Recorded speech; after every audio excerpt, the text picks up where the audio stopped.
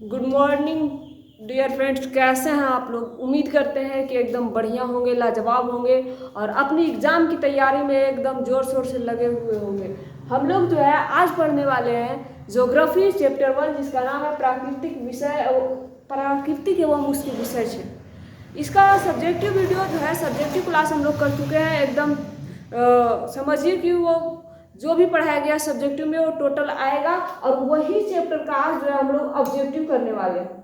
Objective करने का मतलब इसे आपको तो पता ही होगा कि ऑब्जेक्टिव क्या होता है और जो भी ऑब्जेक्टिव एग्जाम में पूछा जाता है, ठीक है, वही ऑब्जेक्टिव हूबहू कहिए कि आपके लिए लाए हैं।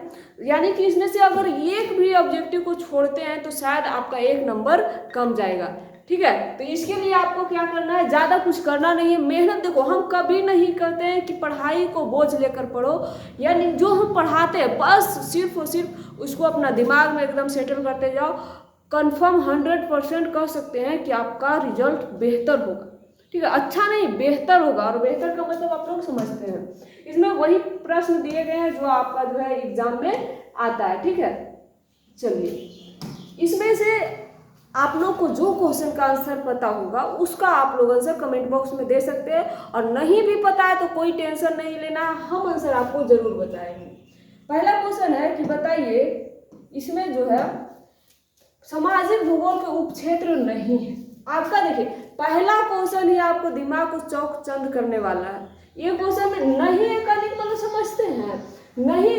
जब कोई बच्चा लोग क्या करता है, यहाँ से यहाँ तक पढ़ता है और नहीं को छोड़ देता, सीधे पढ़ता है कि कौन सामाजिक भूगोल का उपक्षेत्र है, और यही में लोग कंफ्यूज कर जाते हैं। तो नहीं है, सामाजिक भूगोल में तो समाज से उसका कोई खास लेना देना नहीं। वैसा हमसे पूछा गया लिंग भूगोल, लिंग है, समाज में लोग स्त्री पुरुष का बहुत मायने रखते हैं, ठीक है। दूसरा है सांस्कृतिक। अरे बाप रे, ये तो सांस्कृतिक एकदम देहाती एरिया में तो देहाती और सामाजिक एरिया, उसमें सांस्कृतिक को तो एकदम बहुत ऊंचा स्थान दिया गया है। मतलब कि यह जो है सामाजिक भूगोल का उपक्षेत्र है, ठीक है। अगला ऑप्शन है सैन्य भूगोल, यह भी है जो सामाजिक भूगोल का उपक्षेत्र है। अब देखो, 3 को हम लोग जो है छाट चुके हैं, मतलब कि ये तीनों है तो कौन नहीं है, तो हमें डी ऑप्शन दिख रहा है, यानी चिकित्सा भूगोल जो है वह सामाजिक भूगोल का उपक्षेत्र नहीं है, ठीक है। उम्मीद करते हैं आपको एक प्रश्न जो है समझ में आ गया होगा। अब देखिए, इसमें आपको 3 क्वेश्चन और हम बताने वाले हैं।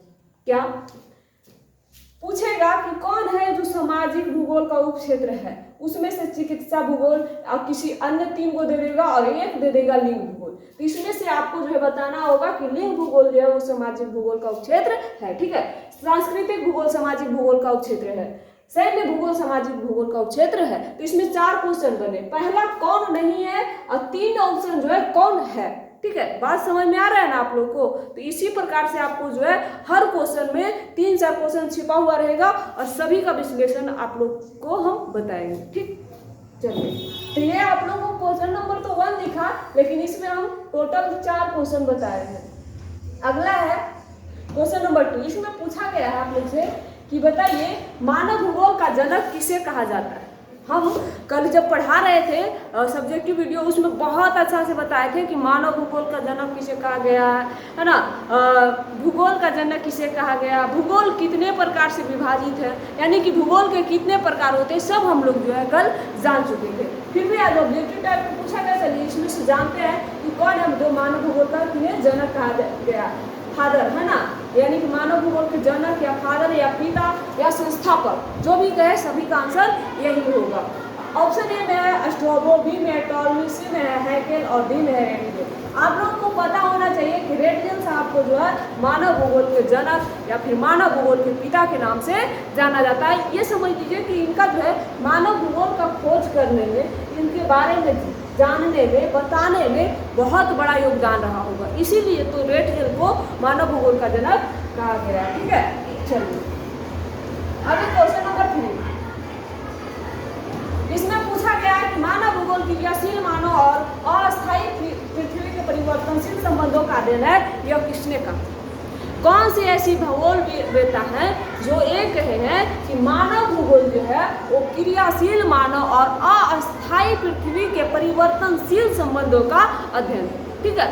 वो कौन सा मानव भूगोल के अंतर्गत जो है भूगोल क्रियाशील मानव और अस्थायी पृथ्वी के परिवर्तनशील संबंधों का अध्ययन है। ये किसने कहा था? ऑप्शन में रीडर, बी में है रेटजेल, सी में कुमारी सैंपल, इसको एलएनसी सैंपल के नाम से भी जानते हैं। ठीक है, तो कंफ्यूज नहीं होइएगा, कुमारी सैंपल की जगह एलएनसी सैंपल लिख दे तो ये तो दूसरा कोई नहीं। ठीक है, अब डी में है रेटर। आप लोगों को बता दें कि जो मानव भूगोल क्रियाशील मानव और परिवर्तनशील संबंधों का अध्ययन है, ये कहने वाली कौन थी? तो कुमारी सैंपल। ठीक है, यह बोली थी कि इन्हीं का कहना था कि मानव भूगोल जो पृथ्वी घूम रही है और क्रियाशील मानव, ये दोनों को परिवर्तनशील का जो अध्ययन करता है, इसी को हम मानव भूगोल कहते हैं। ठीक है, चलिए अगला है क्वेश्चन नंबर 4। निम्नलिखित में से कौन विद्वान मानव भूगोल से संबंधित है? सॉरी, संबंधित, हमसे भी मिस्टेक हो गया, समझ सकते हैं, आपसे भी मिस्टेक हो सकता है। यहाँ देखिए बाबू लिखा हुआ है विद्वान या मानव भूगोल से संबंधित नहीं है। हम भी नहीं को छोड़ दिए है ना, यही छूट जाता है, लास्ट में रहता है ना, छूट जाता है, अक्सर छुपा हुआ रहता है। इसको ना खोज के एकदम देख लीजिएगा, ये बहुत निगेटिव मार्क्स करवाता है। तो अभी जैसा कि अभी हम तुरंत इसके पहले वाला ही क्वेश्चन में बताए थे कि कुमारी सैंपल क्या बोली थी कि मानव भूगोल क्या क्रियाशील मानव और अस्थायी पृथ्वी के परिवर्तनशील संबंधों का अध्ययन है, तो मानव भूगोल के बारे में तो बताई ही है, तो इसमें तो सैंपल होगी नहीं, क्योंकि इसमें पूछा नहीं है। अगर पूछता है तो कुमारी सैंपल हो जाती, लेकिन पूछा है कि नहीं है, तो नहीं है तो उसको खोजेंगे। रेट जब मानव भूगोल के जनक ही कहने वाले हैं, हस्तिकरण, ये इनका भी बहुत बड़ा योगदान है मानव भूगोल में। ठीक है, तो अब हमारा ऑप्शन सी बचा, यानी कि बंटन रसेल जो है इनका कोई लेना देना मानव भूगोल से नहीं है, इनका कोई भी योगदान मानव भूगोल में नहीं है। ठीक है, चलिए क्वेश्चन नंबर 5। क्वेश्चन नंबर 5 में आपने पूछा गया कि बताइए संभाववाद की अवधारणा में किस घटक को महत्वपूर्ण माना गया? संभाववाद की अवधारणा में किस घटक को जो है वह जो है महत्वपूर्ण माना गया? तो आप लोग को बता दें कि जब हम इसके पिछले क्लास में ले रहे थे तो हम आप लोग को बताए थे कि मानव भूगोल में संभाववाद में प्रकृति कहती है कि तुम हमें जितना संभाल कर रखोगे हम भी तुमको हूबहू उतने सारे स्वतंत्रता देंगे, मतलब कि प्राकृतिक से पाने की स्वतंत्रता हम तुमको उतना ही देंगे। मतलब कि जितना आप अधिक पेड़ लगाओगे, प्राकृतिक कहने का मतलब क्या हुआ? पर्यावरण को सुरक्षित रखना। ठीक है, तो तुम जितना पेड़ लगाओगे हम तुमको उसके बदले उतना दुगना ऑक्सीजन देंगे, ऐसा संभाववाद में बोला गया था। तो इसमें संभाववाद की अवधारणा में यानी कि प्राकृतिक और मानवीय, मानव प्राकृतिक भी मानव को देगी और मानव का भी धर्म है कि प्राकृतिक की सुरक्षा करे। इसमें जो है प्राकृतिक भी महत्वपूर्ण होगा और मानवीय घटक भी महत्वपूर्ण होगा, इसलिए हमारा सही आंसर क्या हो जाएगा? ऑप्शन सी।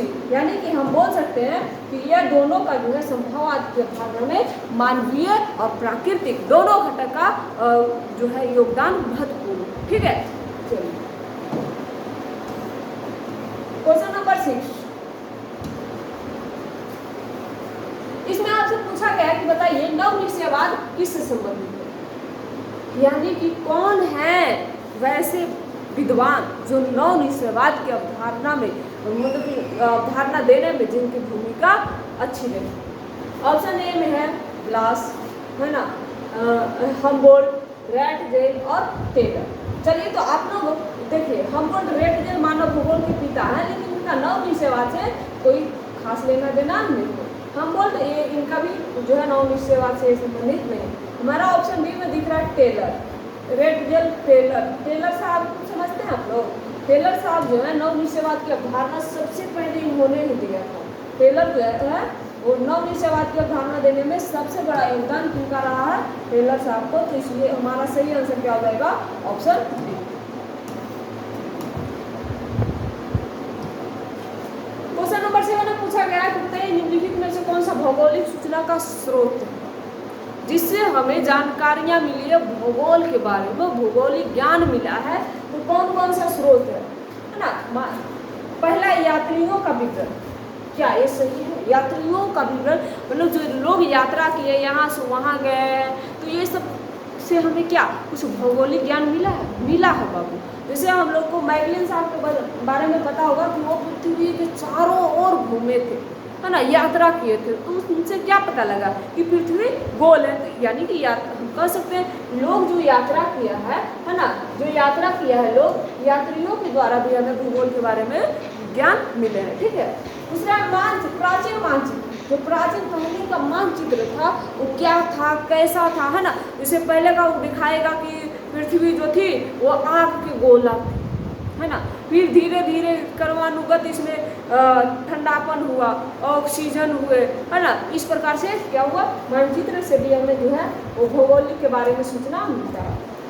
अब देखिए चंद्रमा से चट्टानी पदार्थों के नमूने, जो चंद्रमा से चट्टानी पदार्थ है उससे भी हमें पता चलता है कि भूगोल क्या है, भूगोल के बारे में कुछ जानकारियाँ मिलती है। ऑप्शन डी में देखा है प्राचीन महाकाव्य। जो ग्रंथ में बाबू प्राचीन महाकाव्य कहने का मतलब क्या हुआ, भगवत गीता हो गया, है ना, कुरान हो गया, ये सब महाकाव्य से हम लोग क्या मिला है, ज्ञान मिला है, ज्ञान मिला है, वेद ज्ञान, है ना, छंद, ये सब मिला है, सूक्ति, ये सब के बारे में पता चला है। लेकिन हमें भूगोल के बारे में जो है प्राचीन महाकाव्य से जानकारियाँ नहीं मिली है, इसलिए हमारा सही आंसर क्या हो जाएगा, ऑप्शन डी। ठीक है, क्वेश्चन नंबर 8, इसमें आपसे पूछा गया कि बताइए निम्नलिखित कथनों में से कौन सा भूगोल का वर्णन नहीं करता है। भूगोल का वर्णन नहीं करता, वो कौन सा कथन है जिसमें भूगोल का वर्णन नहीं है। पहला है संकलनात्मक अनुशासन, बी में है मानव और पर्यावरण के बीच का संबंधों का अध्ययन। क्या कि मानव और पर्यावरण के बीच का जो अध्ययन है ये हमें नहीं बताता है कि भूगोल क्या है। आप लोग को लगता है यही तो ये जो कुमारी सैंपल थी वो बोली थी, है ना, कि परिवर्तनशील संबंधों का अध्ययन है पृथ्वी और मानव के बीच, ये तो है ही। वैधता पर आश्रित है भी है, प्रौद्योगिकी का विकास का स्वरूप है, उस समय का प्रासंगिक नहीं। इसमें देखिए हम लोग कर सकते हैं कि ये जो है मानव भूगोल का वर्णन नहीं करता है, ये संकलनात्मक अनुशासन है जो मानव भूगोल का कोई विश्लेषण कर रहा है। देखिए नहीं तो इसका कोई लेना देना है उससे। उसके बाद क्वेश्चन नंबर 9, इन्हें पूछा गया प्राकृतिक और मानव के बीच पारस्परिक क्रिया का सबसे महत्वपूर्ण कारक कौन सा है। जो प्राकृतिक और मानव के बीच का जो संबंध है, गहरा संबंध है, पारस्परिक संबंध है ना, उसका सबसे महत्वपूर्ण क्या है, कौन सा कारक। पहला बुद्धिमत्ता, बी में है तकनीक, सी में है समझ और डी में है भाईचारा। ठीक है, देखिए बुद्धिमत्ता लोग ज्ञानी तो जरूर थे, लेकिन फिर भी प्राकृतिक और जो मानव के बीच का संबंध है उसका ज्ञान उतना नहीं हो पाएगा। ठीक है, तो इसलिए हम बोला महत्वपूर्ण पूछा, ऐसा नहीं कि ये बिना बुद्धि रहे हम लोग जान पाए कि भूगोल क्या है। फिर भूगोल में पृथ्वी और मानव के बीच संबंध होता है ना, बिना बुद्धि के हम लोग नहीं जान पाएंगे। लेकिन यहाँ बात यह है कि महत्वपूर्ण घटक पूछ रहा है, समझ बुझ भी रहना जरूरी है, भाईचारा भी रहना जरूरी है, लेकिन सबसे इम्पोर्टेंट जो है वो तकनीक है। तकनीक के जरिए हम लोग बहुत कुछ जान लिए। जैसे उदाहरण के तौर पर देखा जाए तो चंद्रमा के बारे में क्या कितना विद्वान रहेगा, तो बिना तकनीक कोई वहाँ की जानकारी प्राप्त कर सकता था नहीं। लेकिन तकनीक हुए, जहाज बना, है ना, उस प्रकार से वायुयान बने, लोग क्या वहाँ पर सफल वहाँ पे लैंडिंग किए, फिर उसके बारे में वहाँ की जानकारियाँ प्राप्त हुई। ठीक है, तो इस प्रकार से तकनीक सबसे इम्पोर्टेंट घटक माना गया। ठीक,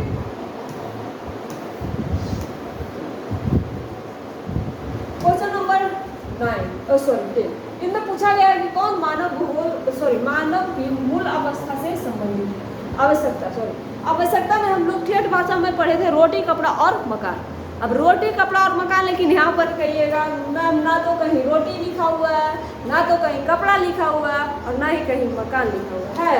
हम लोग क्या पढ़े थे, रोटी, है ना, रोटी कपड़ा और मकान, ये तीन जो है हमारा मूल आवश्यकता।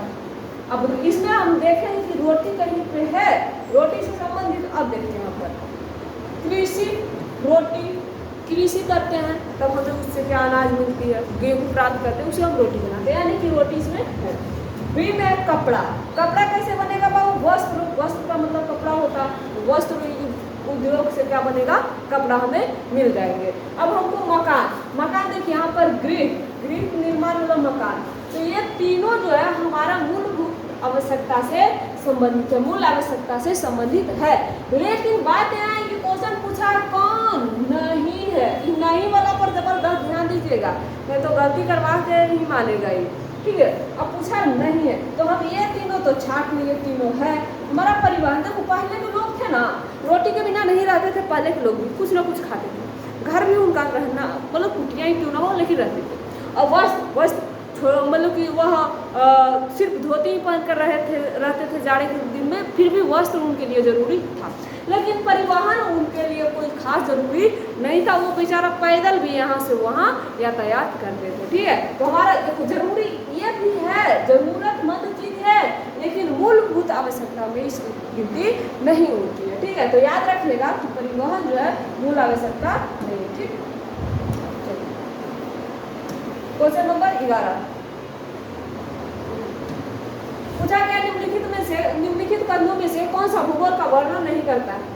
अरे ये तो लगता है हो चुका है जी, है ना, ये तो हो चुका है। चलिए इसका सही आंसर मानते हैं। संकलनात्मक अनुशासन जो है वो भूगोल का वर्णन नहीं करता, बाकी सब जो है कहीं न कहीं भूगोल से जुड़ा हुआ है। निम्नलिखित में से कौन सा एक भौगोलिक सूचना का स्रोत नहीं है? भी हो गया जी, है ना, प्राचीन महाकाव्य जो है वो इसका जो है कोई मतलब इससे कोई कुछ भी भूगोल के बारे में सूचना नहीं मिलता है। अगला, निम्नलिखित में से कौन सा जो है एक तो लोगों और पर्यावरण के बीच अनुनय क्रिया से सर्वाधिक महत्वपूर्ण कारक है। अब यहाँ पर देखिए, ध्यान दीजिएगा, यहाँ पर एक आया लोग और पर्यावरण के बीच का जो अनुनय क्रिया है, इसमें सबसे महत्वपूर्ण कारक कौन है? ऑप्शन ए में है मानव बुद्धि होना, यानी कि बुद्धि होना भी बहुत जरूरी है। अब बुद्धि मतलब होगा कि नहीं होगा, प्रौद्योगिकी, है ना, प्रौद्योगिकी कहने का मतलब होता है कि जो उद्योग वगैरह है, फिर है लोगों का अनुभव और मानवीय भाईचारा। तो इसमें जो है सही आंसर होगा प्रौद्योगिकी। क्या होगा? प्रौद्योगिकी, यानी कि ऑप्शन बी।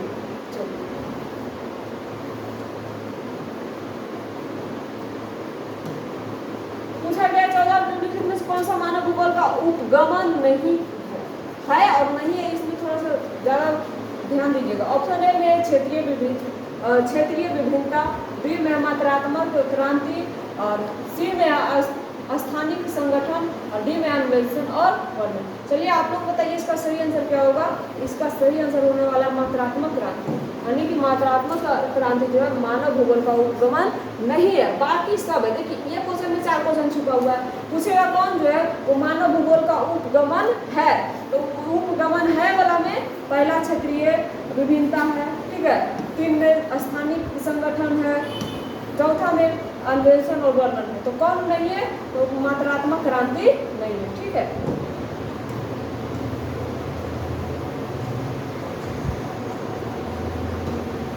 मानव भूगोल के क्षेत्रीय विभेदन की शुरुआत की दशक कौन थी?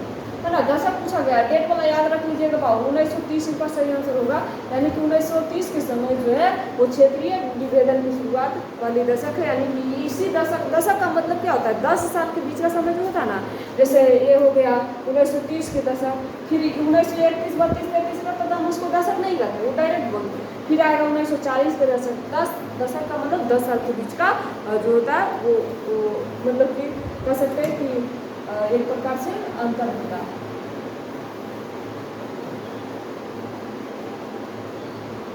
क्वेश्चन नंबर 16, मानवतावाद किसकी एक और विचारधारा है? कौन है जो मानवतावाद से संबंधित है?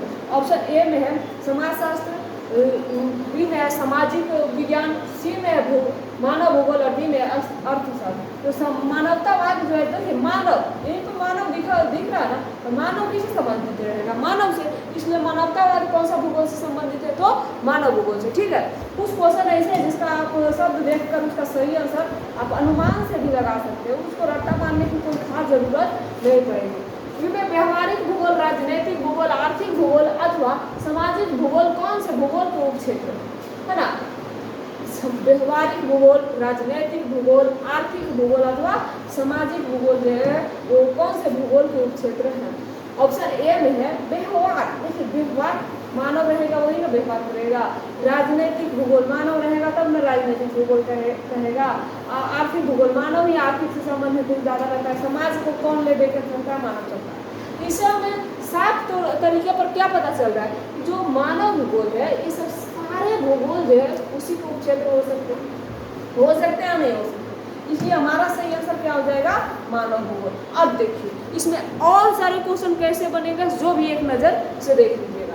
पूछेगा बताइए व्यवहार भूगोल कौन से भूगोल के उपक्षेत्र हैं? तो मानव भूगोल के। राजनीतिक भूगोल कौन से भूगोल के उपक्षेत्र है? तो मानव भूगोल के। आर्थिक भूगोल कौन से भूगोल के उपक्षेत्र है? तो मानव भूगोल के। और सामाजिक भूगोल कौन से भूगोल के उपक्षेत्र है? तो मानव भूगोल के। तो इससे 4-5 क्वेश्चन आप लोग का क्लियर होता है। ठीक, मानवतावादी, अमूल्यवादी, व्यवहारवादी में से धाराओं का उदय जो है कब हुआ था?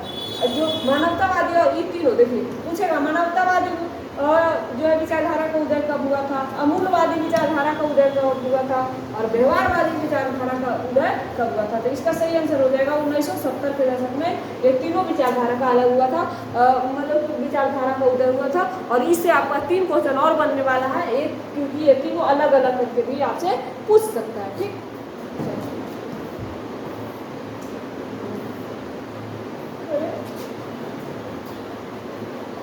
अब इसके बाद जो है क्वेश्चन नंबर 20 में पूछा गया कि बताइए मानव भूगोल उपक्षेत्र चिकित्सा भूगोल किस विषय से संबंधित है? चिकित्सा भूगोल, चिकित्सा का मतलब समझते हैं, चिकित्सा का मतलब डॉक्टर से संबंधित। चिकित्सा का मतलब क्या होता है? डॉक्टर से संबंधित होता है। ठीक है,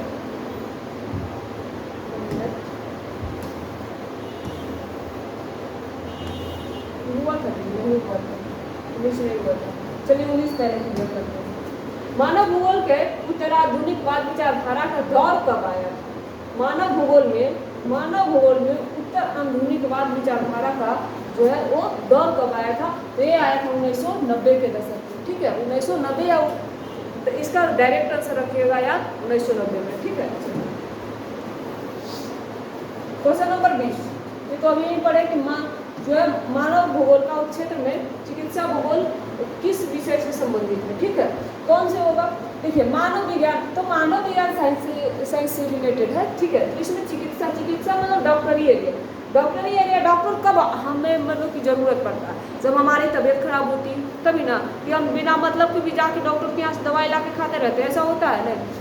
फिर मनोविज्ञान ये सब्जेक्ट अलग है भाई, कल्याण अर्थशास्त्र ये भी अलग है। देखिए महामारी मतलब समझते हैं रोग बीमारियों से आने वाला संकट। जैसे कोरोना आया तो सरकार उसे महामारी घोषित कर दी।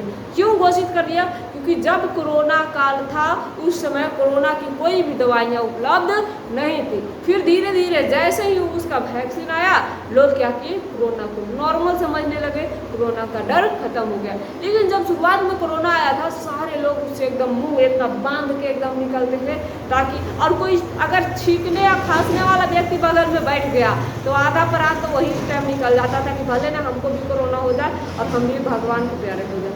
लेकिन जैसे ही इसका वैक्सीन आ गया लोग का डर एकदम बिल्कुल खत्म हो गया। ठीक है, तो जो महामारी विज्ञान है वो रोग बीमारी से संबंधित है और चिकित्सा की जरूरत भी रोग बीमारी में पड़ती है।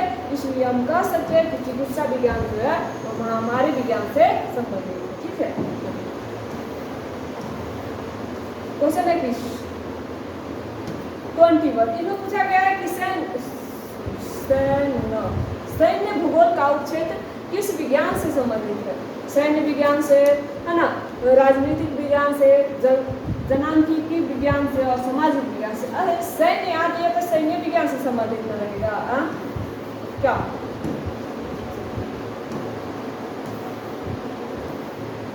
क्वेश्चन नंबर 22 पूछा गया मानव भूगोल का क्षेत्र आर्थिक भूगोल से निम्न में से एक उपक्षेत्र कौन सा? मानव भूगोल के क्षेत्र में से आर्थिक भूगोल को ये सब आर्थिक भूगोल का कौन सा है जो उपक्षेत्र? ऑप्शन ए में है व्यवहारवादी भूगोल, सी में है निर्वाचन भूगोल, डी में संसाधन भूगोल और डी में से कोई। अब देखिए कुछ देख कर समझिए, मानव भूगोल के अंतर्गत इसका क्षेत्र में आता है आर्थिक भूगोल। आर्थिक भूगोल मतलब पैसा, रुपया पैसा, है ना। क्या होगा? रुपया पैसा, इससे क्या संबंधित रहेगा? पैसों से संबंधित, है ना। अब पैसा किसमें मिलेगा? होगा पैसों में। अब हम व्यवहारवादी मतलब कितना एकदम बढ़िया से सबसे बात करेंगे, बढ़िया मेरा व्यवहार होगा, पैसा मिलेगा? नहीं मिलेगा, यानी उससे पैसे से संबंधित है नहीं। अब निर्वाचन भूगोल नहीं, निर्वाचन में भी कोई पैसा नहीं। लेकिन जैसे हम संसाधन पे आते हैं, संसाधन जब किसी चीज़ों का हम संसाधन करेंगे, किसी साधन को संसाधन में परिवर्तित करेंगे, है ना, उससे हमें रुपया अर्जित होगी। तो इसलिए हम कह सकते हैं कि आर्थिक भूगोल से संबंधित कौन है? ऑप्शन सी यानी कि संसाधन भूगोल। क्वेश्चन 23 इनमें आपसे पूछा गया कि मानव भूगोल स्थिर पृथ्वी और क्रियाशील मानव के बीच का परिवर्तनशील संबंधों का अध्ययन है। यह मत किसका, हम ये क्वेश्चन पहले भी करा चुके हैं। अगर आप लोग को इसका आंसर पता होगा तो जरूर बताइएगा। अभी फिलहाल इसका आंसर बता देते हैं। एलन सी सैंपल, हम उस वक्त इसका नाम भी बोले थे, इसका नाम एलन सी सैंपल कहीं कहीं आपको लिखा हुआ मिलेगा, लेकिन उस क्वेश्चन में आपको जो है कुमारी सैंपल दिया हुआ था। ठीक है, क्वेश्चन नंबर 24 ये हमारा आज का लास्ट क्वेश्चन है। इसका जवाब आप लोग भी दीजिएगा मेरे साथ। उपनिवेश युग का उपागमन क्या है? उपगमन जो है वो क्या है? प्रादेशिक विश्लेषण, अन्वेषण और विवरण, है ना, अन्वेषण और विवरण, स्थानिक संगठन और भूगोल में आधुनिकतावाद, है ना। इसका सही आंसर हो जाएगा आपका जो है औपनिवेशिक अन्वेषण और विवरण। सही आंसर क्या हो जाएगा? अन्वेषण और विवरण। चलिए तो आज हम लोग जो है यही क्वेश्चन 24 क्वेश्चन के साथ आज का क्लास खत्म करते हैं। आपसे जो भी पढ़ाया गया था एक ही रिक्वेस्ट है, उसको आप विशेष तरीके से रिवीजन करके चलिएगा।